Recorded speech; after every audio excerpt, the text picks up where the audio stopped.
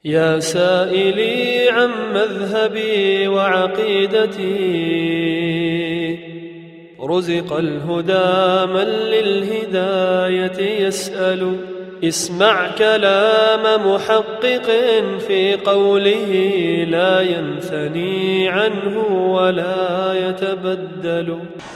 بسم الله الرحمن الرحيم. السلام عليكم ورحمة الله وبركاته. وعليكم السلام ورحمة الله وبركاته. الحمد لله رب العالمين حمدا كثيرا طيبا مباركا فيه كما يحب ربنا ويرضى، وأشهد أن لا إله إلا الله وحده لا شريك له، وأشهد أن محمدا عبده ورسوله صلى الله عليه وسلم. اللهم صل وسلم وبارك على سيدنا محمد وعلى آل سيدنا محمد كما صليت وسلمت وباركت على سيدنا إبراهيم وعلى آل سيدنا إبراهيم في العالمين إنك حميد مجيد. Ahibati fillah rahimani rahimakumullah.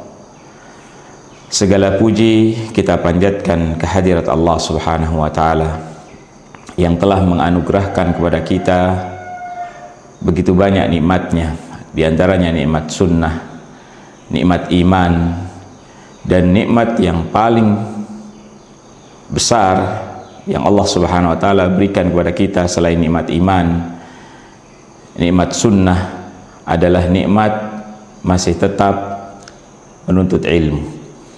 Salawat serta salam semoga tetap tercurah kepada Nabi Muhammad sallallahu alaihi wasallam, kepada keluarganya, kepada para sahabatnya, dan kepada para pengikutnya hingga akhir zaman nanti. Amin ya rabbal alamin. Ahibati fillah rahimani rahimakumullah. Pada malam hari ini insyaallah kita akan memulai kajian kita pada pembahasan kitab Lamiyah Syekhul Islam Ibnu Taimiyah rahimahullah. Kitab ini atau risalah ini adalah risalah singkat, terdiri dari 16 bait syair. Di dalam syair ini Syekhul Islam rahimahullah menjelaskan secara ringkas aqidah Ahlus Sunnah wal Jamaah, keyakinan dan madhab Ahlus Sunnah wal Jamaah. Beliau menulis risalah ini atau bait syair ini ketika beliau ditanya oleh seorang penguasa. Penguasa tersebut ingin mengetahui bagaimana pandangan, bagaimana akidah Syekhul Islam Ibnu Taimiyah rahimahullah. Beliau ingin mengetahui bagaimana keyakinan yang diyakini oleh Syekhul Islam Ibnu Taimiyah rahimahullah ta'ala dalam masalah akidah. Dan beliau rahimahullah ta'ala karena mengetahui bahwasanya tujuan dari penguasa ini ingin mengetahui, ingin mendapatkan petunjuk, ingin mendapatkan ilmu, maka beliau menjawab, kemudian menulis bait yang singkat ini, menjawab beliau dalam 16 bait. Syekhul Islam rahimahullah ta'ala, beliau adalah seorang alim, seorang imam, menguasai semua bidang ilmu. Ketika beliau berbicara tentang fikih, seolah-olah beliau adalah ahli dan tidak ada tandingan dalam masalah itu. Ketika beliau berbicara tentang akidah, seolah-olah dia hanya mengetahui masalah akidah, saking luasnya, dalamnya ilmu beliau dalam masalah akidah. Ketika beliau berbicara dalam satu masalah, fikihkah, akidahkah, atau masalah bahasa, beliau seolah-olah hanya mengetahui masalah itu karena luasnya ilmu yang beliau sampaikan. Beliau adalah seorang imam, bahkan beliau seorang mujahid. Beliau habiskan waktunya untuk berjihad melawan orang-orang kufar. Jadi beliau selain berjihad dengan tulisan, dengan lisan, beliau juga berjihad dengan pedang.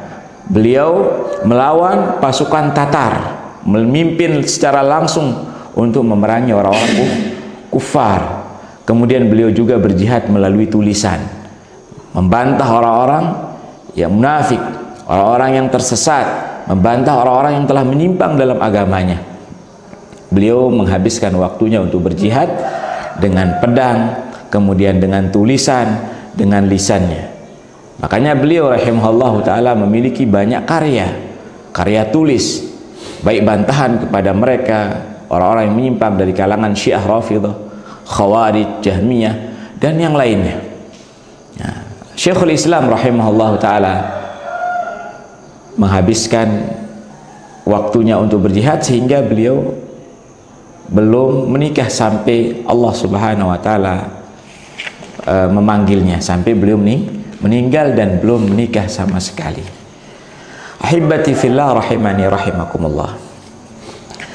Seperti saya katakan tadi, bahwasanya risalah ini adalah jawaban terhadap pertanyaan seorang penguasa, dan beliau mengatakan, menjawab dengan perkataan beliau rahimahullah ta'ala, Bismillahirrahmanirrahim, dengan menyebut nama Allah yang maha pengasih dan maha penyayang.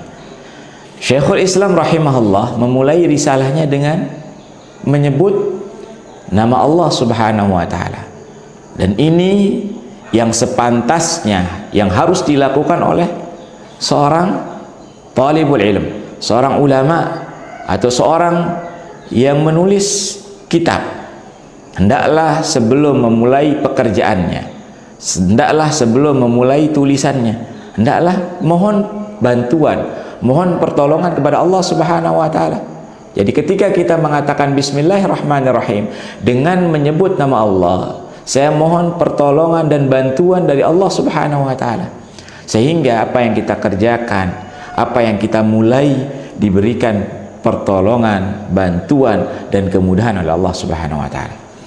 Syekhul Islam rahimahullah memberikan contoh kepada kita. Beliau memulai risalah ini dengan apa? Dengan Bismillahirrahmanirrahim. Kenapa beliau pertama mencontoh Al-Quran Al-Karim? Coba kita lihat Al-Quran dari awal sampai akhirnya dimulai dengan apa? Dengan Bismillahirrahmanirrahim. Dari surat Al-Baqarah, Al-Fatihah, kemudian sampai An-Nas, semua dimulai dengan Bismillah. Berarti pertama adalah mencontoh Al-Quran, yaitu Allah subhanahu wa ta'ala. Kemudian yang kedua mencontoh para rasul, para anbiya, para rasul. Ketika mereka menulis risalah, mereka memulai juga dengan Bismillah. Contohnya di dalam surat An-Naml, Nabi Sulaiman alaihissalam ketika menulis surat kepada Bilqis, innahu min Sulaiman wa innahu bismillahirrahmanirrahim. Jadi para nabi, para rasul, mereka juga memulai dengan menyebut nama Allah subhanahu wa ta'ala.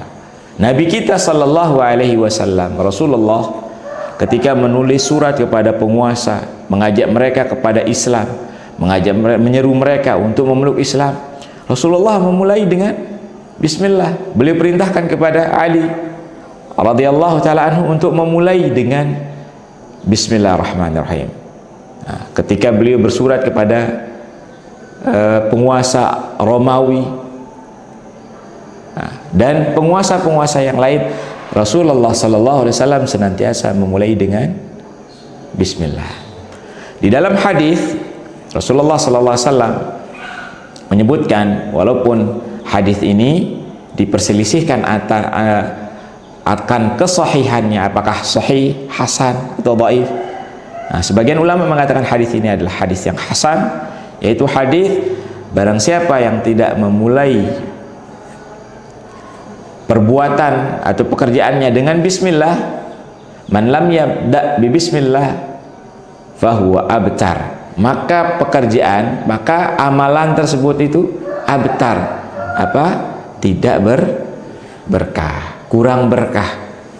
Walaupun hadis ini diperselisihkan. Ahibati fillah rahimani rahimakumullah. Kemudian kita masuk pada bait yang pertama. Bait yang pertama, Syekhul Islam rahimahullah ta'ala mengatakan, ya saili an madhabi wa aqidati. wahai yang bertanya kepadaku, ya sa'ili. Nah, ini menunjukkan bahwasanya beliau ditanya, ya sa'ili an madhabi, wahai yang bertanya kepadaku tentang madhabku, tentang akidahku, tentang akidati, tentang keyakinanku. Ruziqal huda man lil hidayati yas'alu. Semoga diberikan anugerah, dilimpahkan rizki berupa petunjuk bagi orang-orang yang bertanya atau meminta hidayah. Jadi Syekhul Islam rahimahullah ta'ala mengatakan, wahai yang bertanya kepadaku tentang akidah dan madhabku, semoga Allah subhanahu wa ta'ala melimpahkan rizki berupa hidayah kepadamu. Semoga Allah subhanahu wa ta'ala menganugerahkan rizki berupa hidayah bagi mereka yang telah meminta hidayah. Ahibati fillah rahimani rahimakumullah. Jadi Syekhul Islam menulis risalah singkat ini karena diminta. Dan sepantasnya seorang penuntut ilmu atau seorang muslim ketika bertanya kepada seorang ahli ilmu, seorang ulama, ketika dia bertanya kepada seorang syekh atau seorang ustadz, tujuan dalam pertanyaannya adalah dia mendapatkan manfaat, mendapatkan ilmu, mendapatkan pengetahuan, dan mendapatkan hidayah dari Allah subhanahu wa ta'ala. Jangan sekali-kali untuk mencari keringanan-keringanan dalam pendapat ulama. Jadi dia sudah tahu jawabannya, dia sudah tahu permasalahan ini, tapi berusaha dia mencari pendapat yang paling ringan sehingga dia leluasa untuk mengerjakannya. Nah, ini jangan sekali-kali seperti itu, Bang. Kita terlarang atau dilarang mencari keringanan-keringanan dalam agama. Nah, jadi tujuan pertama kita bertanya kepada orang yang berilmu, kepada para ulama, masyayikh atau pada asatidzah, untuk mendapatkan pengetahuan, untuk mendapatkan ilmu dan mendapatkan hidayah dari Allah subhanahu wa ta'ala. Ahibati fillah rahimani rahimakumullah. Perlu saya sampaikan bahwasanya pertanyaan di dalam Al-Quran dan Sunnah Nabi Sallallahu Alaihi Wasallam itu ada dua. Jadi pertanyaan-pertanyaan yang disebutkan di dalam Al-Quran, kemudian di dalam Sunnah Rasulullah Sallallahu Alaihi Wasallam itu ada dua jenis. Yang pertama adalah pertanyaan dengan tujuan untuk mendapatkan penjelasan, untuk mendapatkan keterangan tentang suatu masalah. Dia bertanya itu untuk mendapatkan kejelasan terhadap masalah yang dia tidak ketahui. Dia bingung, maksud dari ayat ini apa, maksud dari permasalahan ini apa. Dia bingung, sehingga dia bertanya kepada ahlinya untuk mendapatkan penjelasan, untuk mendapatkan keterangan, sehingga dia faham terhadap masalah ini dan dia bisa menjalankan, mengamalkan masalah ini dengan ilmu, berdasarkan ilmu. Dan ini adalah dianjurkan. Jadi bertanya tentang masalah untuk mendapatkan pengetahuan, keterangan, penjelasan, ilmu dan hidayah dari Allah, ini sangat dianjurkan, bahkan sangat-sangat dianjurkan. Allah subhanahu wa ta'ala berfirman di dalam Al-Quran, fas'alu ahla dzikri in kuntum la ta'lamun. Allah memerintahkan dalam ayat ini, fas'alu, wahai manusia, fas'alu, bertanyalah, fas'alu ahla dzikri, bertanya kepada ahli ilm, orang-orang yang berilmu, in kuntum la ta'lamun, kalau kalian tidak mengetahui. Nah, pertanyaan jenis yang pertama ini dianjurkan karena Allah sendiri yang memerintahkan. Kalau tidak tahu bertanya, jangan malu. Tidak mengetahui tentang masalah yang penting, masalah akidah, masalah fikih, masalah ibadah, Kalau kita tidak bertanya kepada ahlinya, nanti kita sesat. Bisa jadi nanti kita beramal tanpa ilmu, dan ini akan menimbulkan kerusakan. Kalau kita beribadah tanpa ilmu, malu bertanya, kemudian kita beribadah, menjalankan ibadah tanpa ilmu, tanpa dalil dari Al-Quran dan Sunnah menurut bimbingan para sahabat dan para ulama, maka nanti akan menimbulkan kerusakan. Makanya sebagaimana yang dikatakan oleh Umar bin Abdul Aziz rahimahullahu ta'ala, man amila bila ilmin, barang siapa yang beramal, beribadah tanpa ilmu, maka kerusakan yang akan ditimbulkan jauh lebih besar ketimbang kebaikan yang kedatangkan. Jadi kalau dia beribadah, sholat misalkan, tanpa ilmu, maka akan mendatangkan kerusakan.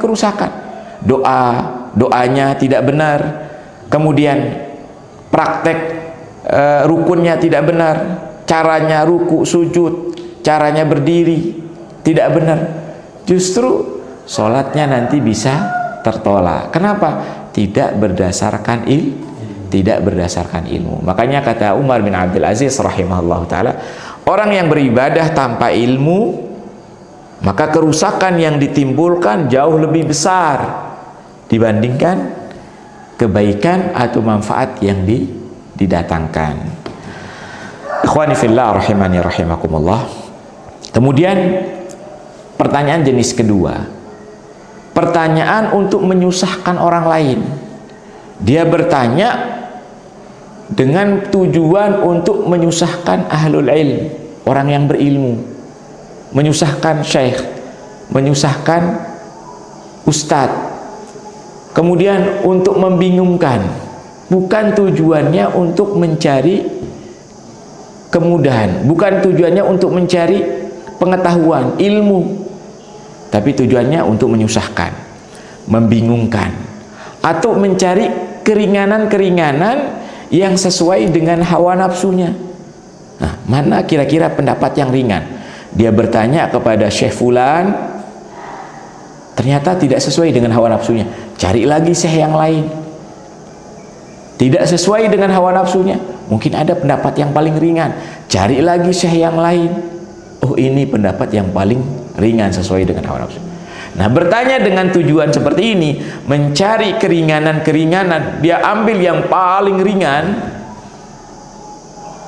ini tidak diperbolehkan. Atau tujuan yang lain, misalkan dia sengaja bertanya kepada Syekh Fulan, Syekh Alan, tujuannya untuk menabrakkan satu pendapat dengan pendapat yang lain, mengadu domba. Dia bertanya kepada Syekh Fulan, bagaimana hukum ini ya Syekh? Oh, hukumnya boleh. Kemudian dia bertanya kepada Syekh Fulan yang lain, Syekh, bagaimana pandangan Anda tentang masalah ini? Oh, ini boleh. Yang A mengatakan, Syekh A mengatakan boleh, si B mengatakan tidak boleh. Nah, dia katakan, ya Syekh, tadi Syekh ini mengatakan tidak boleh, Syekh ini mengatakan tidak boleh. Jadi dia berusaha mengadu domba, menabrakkan satu pendapat dengan pendapat yang lain. Jadi bukan tujuannya untuk mencari ilmu, dan ini tercela. Jangan sampai kita mengadu domba atau menabrakkan satu pendapat dengan pendapat yang lain. Makanya ketika kita ingin bertanya kepada ahlul ilm, kepada ustadz di majelis, di forum, kita bertanya, ya Syekh, tolong jelaskan masalah ini.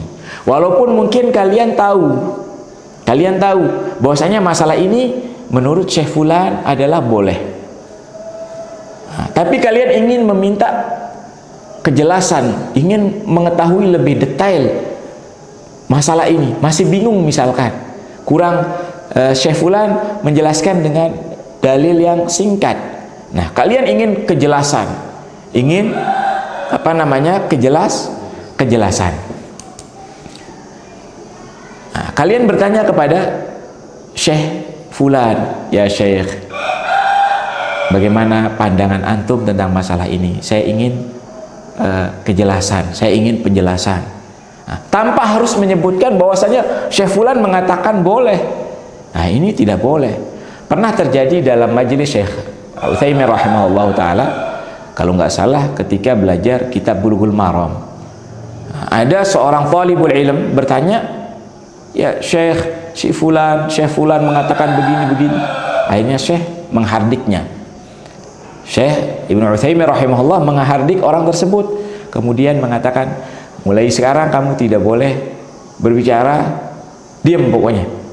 Artinya diberikan sanksi untuk tidak bertanya selama beberapa pekan. Nah, ini balasan bagi mereka yang tidak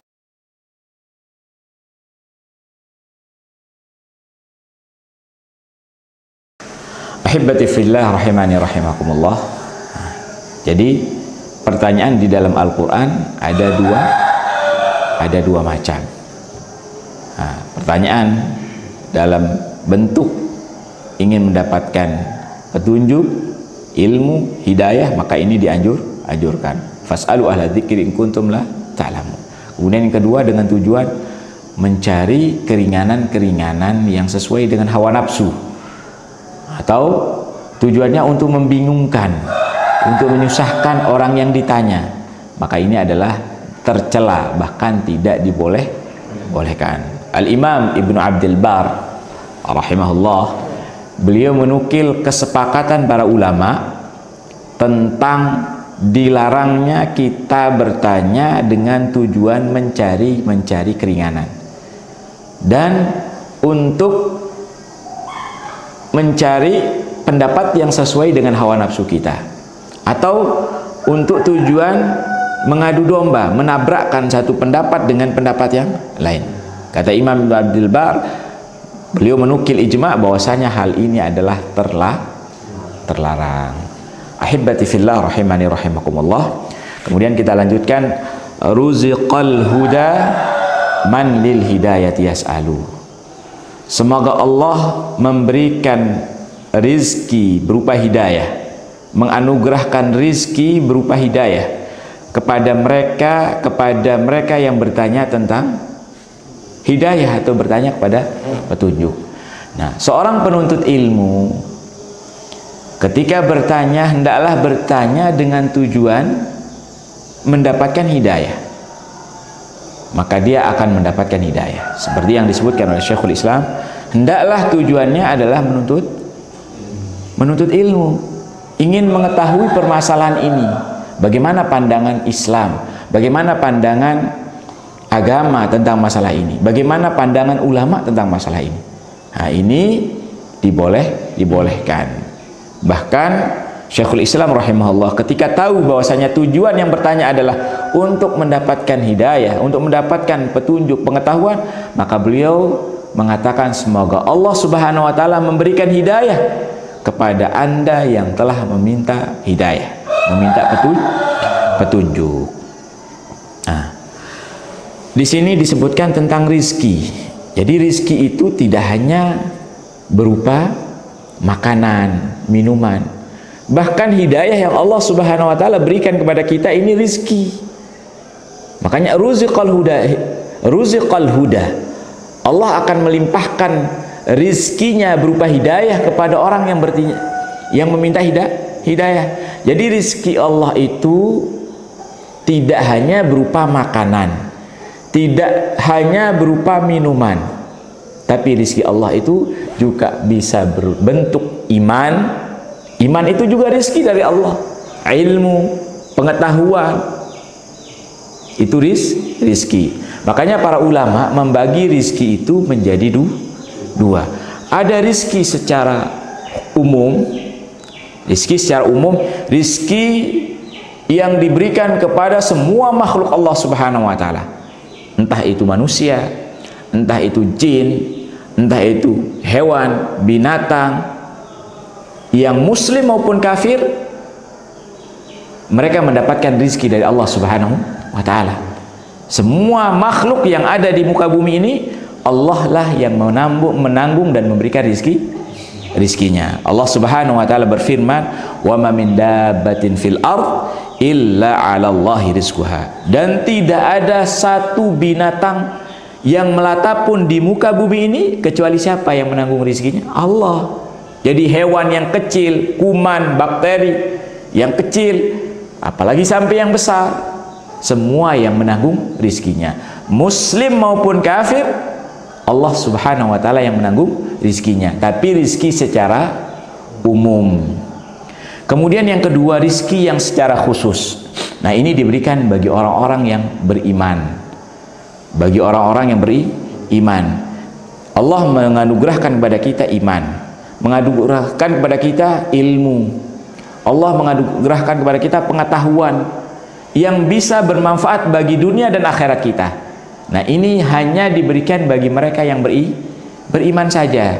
Jadi rizki berupa hidayah, rizki berupa iman, rizki berupa ilmu, Allah berikan kepada mereka yang beriman. Faham? Hanya diberikan kepada orang-orang yang beriman. Jadi hidayah itu adalah rizki jenis keberapa? Rizki jenis kedua, yaitu rizki secara khusus yang Allah berikan kepada mereka yang beriman.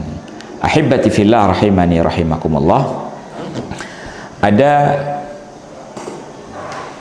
pertanyaan. Lalu harta yang diambil dengan cara yang haram, dengan cara merampok, atau harta-harta yang haram, entah dicuri, dirampok, riba, apakah itu juga termasuk rizki dari Allah? Nah, termasuk rizki dari Allah, masuk rizki yang sifatnya umum. Jadi rizki yang diperoleh oleh seseorang dengan cara yang haram, merampokah, riba, mencuri, atau dengan cara-cara yang batil, menjual hal-hal yang terlarang, minuman-minuman keras, atau dari hasil judi, ini termasuk rizki dari Allah subhanahu wa ta'ala. Tapi rizki jenis yang pertama, rizki jenis yang pertama, yaitu rizki secara umum. Allah subhanahu wa ta'ala berfirman, ya ayyuhalladzina amanu kulu min thayyibati ma razaqnakum. Wahai orang-orang yang beriman, kata Allah subhanahu wa ta'ala, makanlah dari hal-hal yang baik, dari makanan-makanan yang baik yang telah kami rizkikan kepadamu. Jadi Allah subhanahu wa ta'ala memerintahkan kepada orang yang beriman untuk memakan makanan yang baik-baik dari apa yang Allah anugerahkan kepada kita. Mafhumnya yang kita fahami, jangan kamu makan rizki-rizki saya yang tidak baik. Nah, kan Allah memerintahkan dalam ayat ini, makanlah rizki-rizki yang baik. Mafhumnya apa yang kita fahami? Dan jangan kamu makan rizki-rizki yang tidak baik. Nah, ahibati fillah rahimani rahimakumullah. Inilah penjelasan ringkas bait yang pertama, yaitu ya sa'ili an madhabi wa aqidati ruzuqal huda man lil hidayati yas'alu. Bait yang kedua insyaallah kita akan jelaskan pada pertemuan yang akan datang. Subhanakallahumma bihamdik asyhadu an la ilaha illa anta astaghfiruka wa atubu ilaik. Assalamualaikum warahmatullahi wabarakatuh.